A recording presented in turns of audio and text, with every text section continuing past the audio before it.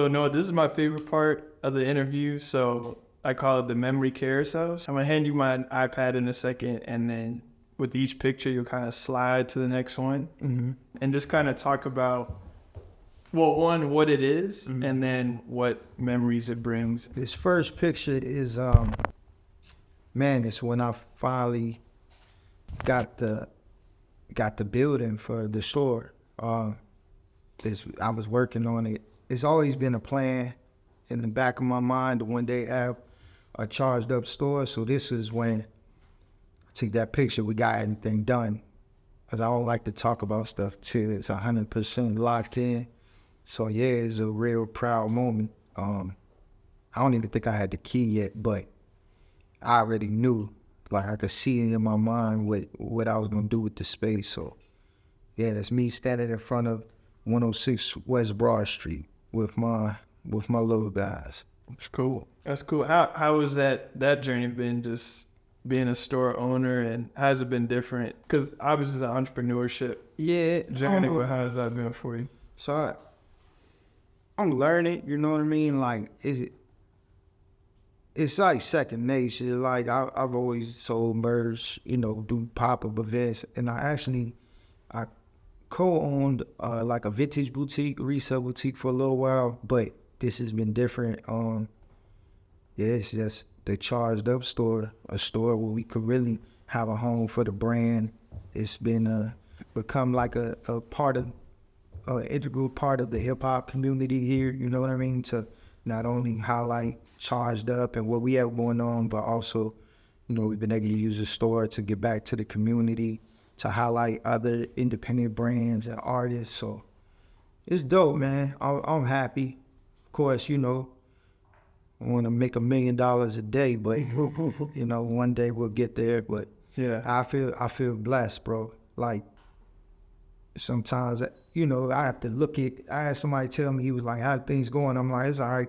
He was like, nah, bro, you got to think, like a year ago, this didn't exist.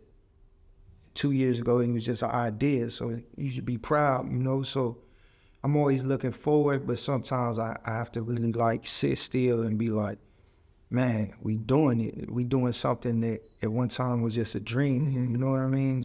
This is a picture at Sway in the Morning. This is when I went on there for the second time. I'm with DJ Mentos, and I think we just dropped, or a few months before that, we had dropped our project Analog Suspect. So for those who don't know, DJ Mentos is a very dope producer. He's from Maryland originally, but he's out here. We released The Rain in 2016. So this was 2019. We released, Analog Suspects, and we're about to...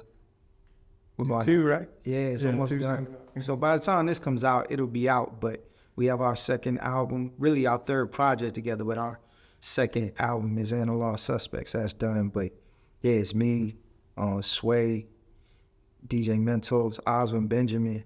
I wasn't even supposed to rap this day. I just was there.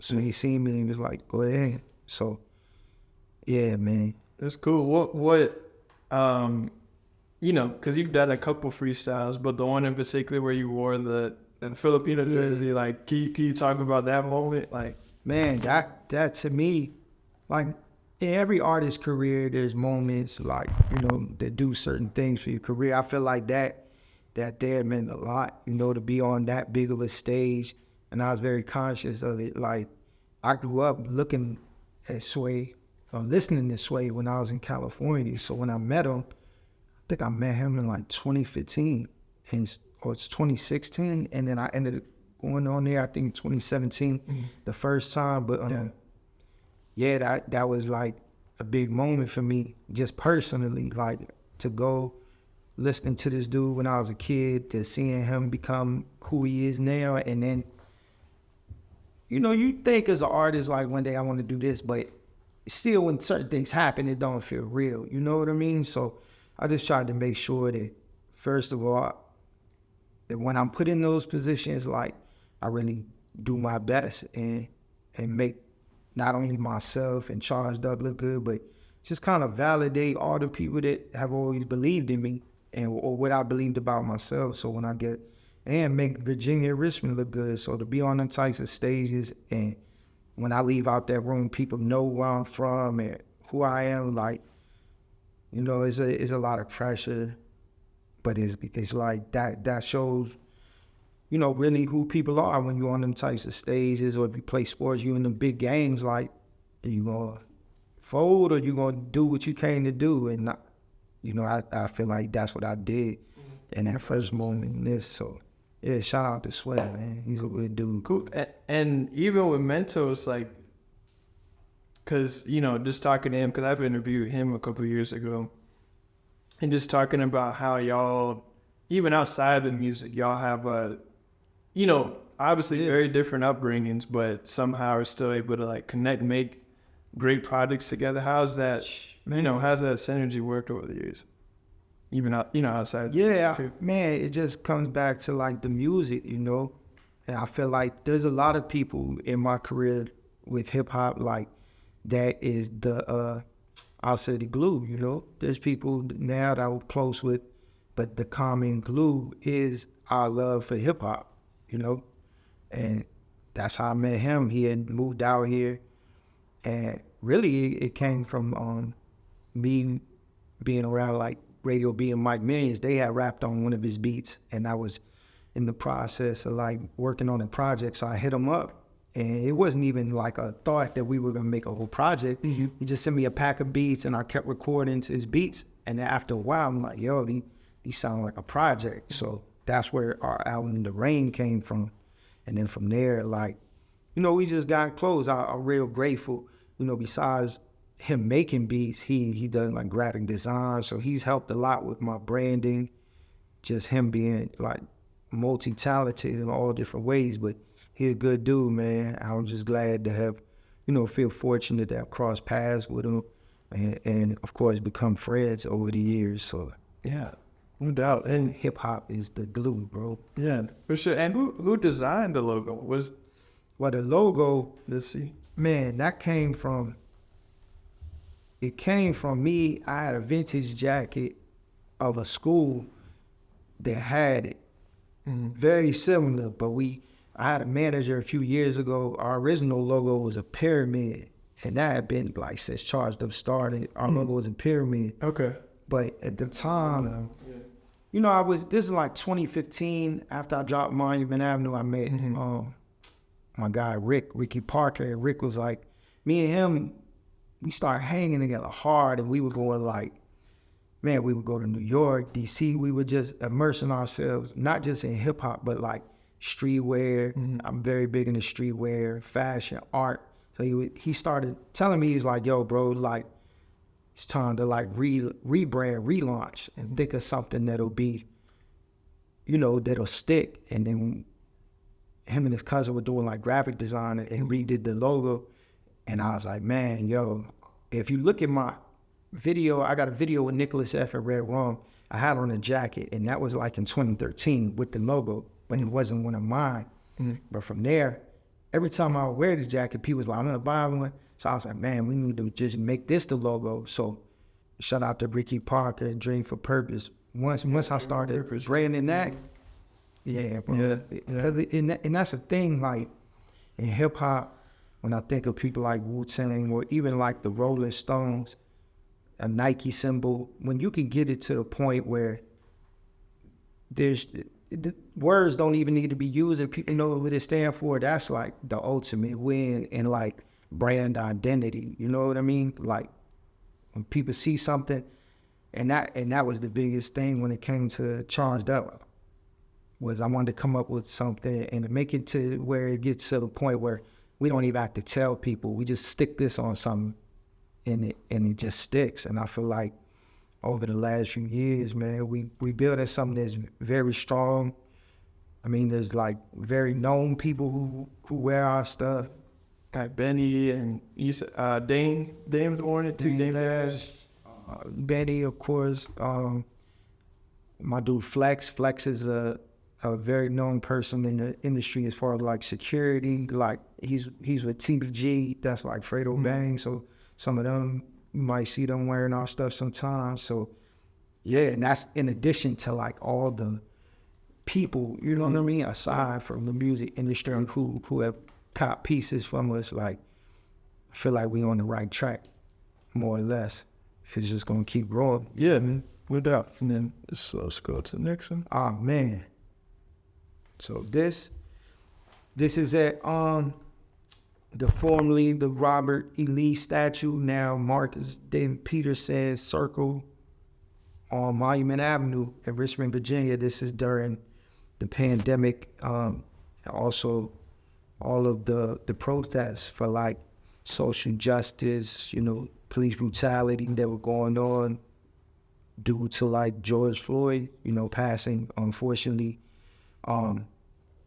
What you have here is it's about 100 hip hop artists, all different genres. I know my dude Big No, I had told him pull up.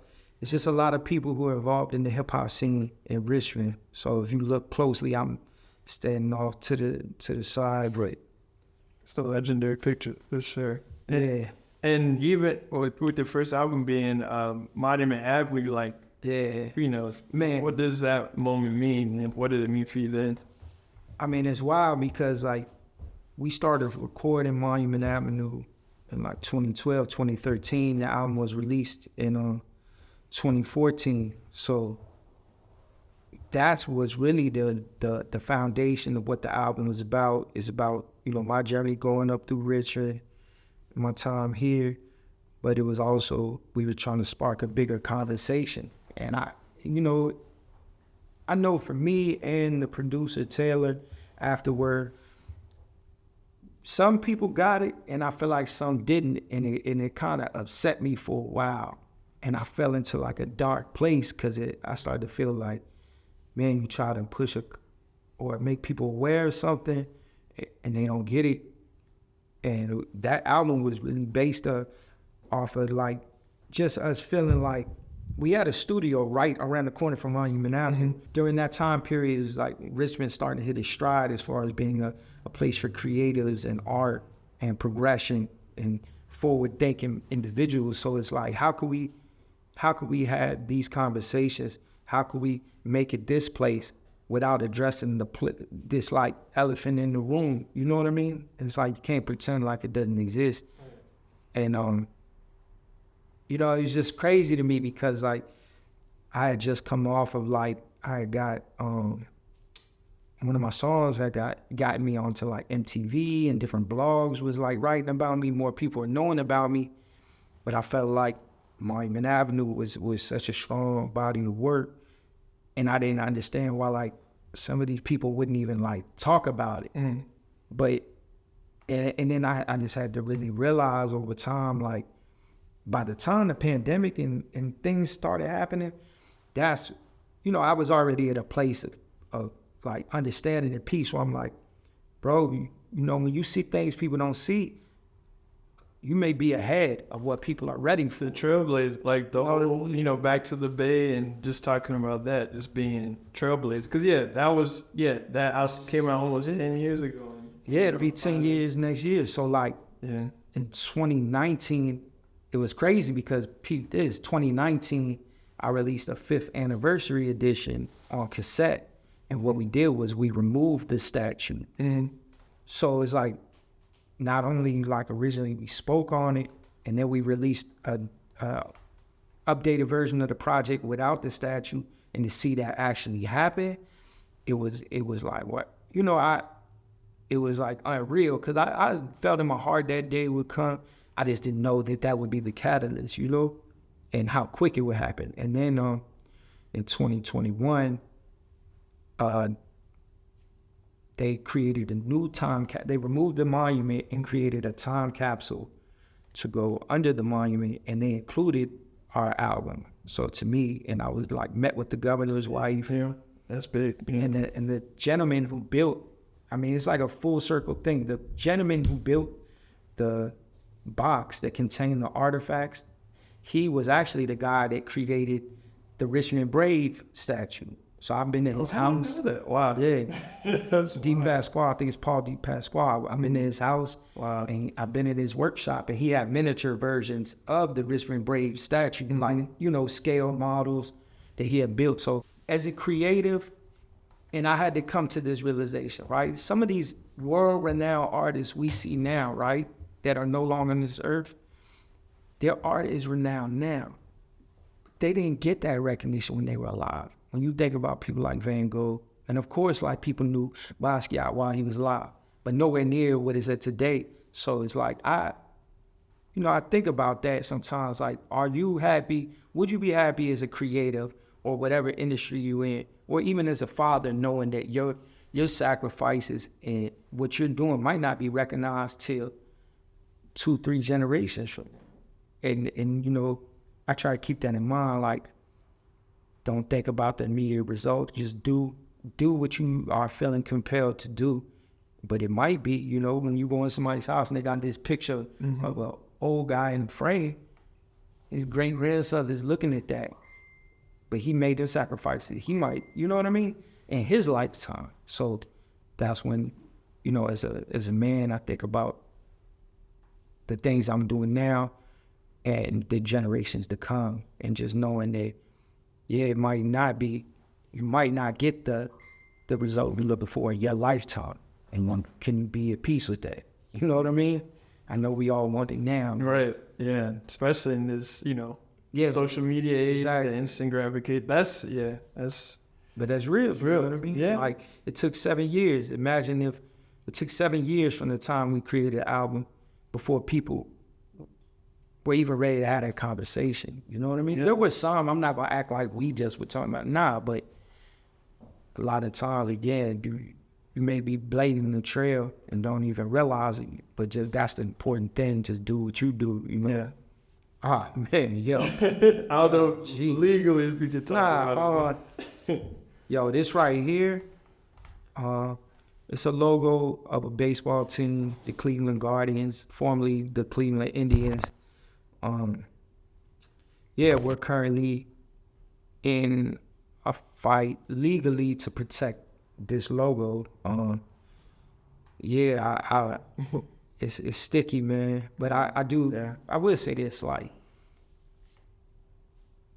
because of people like Nipsey and the Dame Dashes, Jay-Z, and when we talk about ownership, especially as somebody in hip hop or, person of color, minority, like, or you come from a lower tier in the social class, whatever. A lot of times we innovate. We come up with things that influence the culture, and it's important that we own it. You know what I mean? Yeah, for sure. And what I found, this is just my experience, is as you make that type of ascension, there's not always people that want to see that, but it's important that you protect it. So again, it's like, I'm in a lawsuit right now. I'm spending a lot of money I don't even have, but I'm thinking about my sons, I have a 10-year-old and 13-year-old, and they help me with the company now. And I tell them, like, this not for me, man. Like, I got to protect this for them. I don't want to leave y'all, just stories and debt.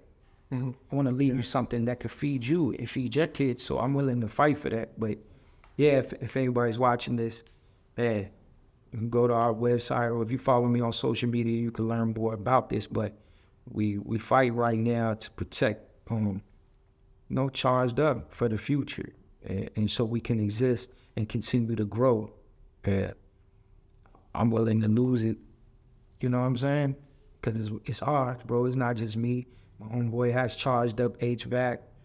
We have different branches and companies that we're trying to establish, and it's important that we're able to preserve and protect what we're building. So this picture right here, man, this is a screenshot from the beginning of my video, Trilipino, and it's me and my mother and my grandmother. And, it's real important to me. Like, this was back in 2002. I was performing at Sex Street Festival. And this was like, I want to say the first and maybe the only time my mom seen me perform. And this is when we started Charged Up. I remember we went out to that event. We were deep. We had flyers, signs that said Charged Up. We had shirts.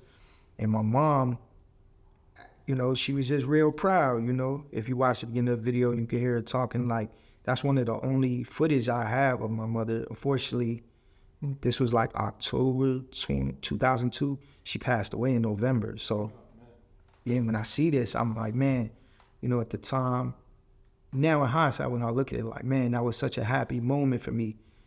Me and my friends, we performed, hugging my mom. It's like, you don't know, in just 30 days, she would not be on this earth no more. And then what's wild is, you know, we had moved to Virginia from California. My grandmother, she would never leave California.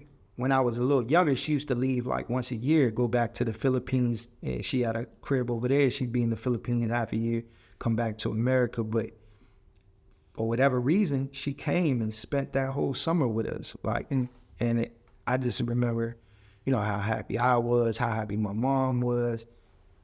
You know, she had her mom, you know what I mean? And man, for my grandma to get to spend that time with my mom, and I got to spend that time with the both of them.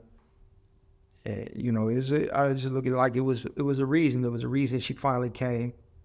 Because that was the final year of my mother's life. So, yeah, man, Filipino is a real personal project to me. I think, like, I had never really dissected, and I feel like I could go deeper too, but I don't know, maybe I might not have the words yet, but I wanted to make a project to kind of honor, you know, my family, and also just to tell more of my story as part of being Filipino-American. And there's a lot of things I don't know. I'm probably more American than anything else, you know, like, but I want people to know, like, this is who I come from and the sacrifices that they made and the life they lived so that I even be sitting here today, you know?